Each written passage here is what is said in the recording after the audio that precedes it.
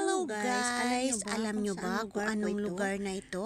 Sama ka na. Kung nandito ka po sa Taiwan or nakapunta ka na sa Taiwan, alam mo po kung anong lugar ito. Ito po ay ang Chungli, Taiwan. Dito po ay nagpunta ang mga Pinoy tuwing Sunday. Dito po kasi mayroong mga padalahang pera para sa ating mga pamilya at maraming mga bilihan dito na pagkain ng Pinoy. So dito po ay maraming mga bilihan tulad ng mga nito prutas, mga Pinoy food. Dito mo makikita sa Chungli.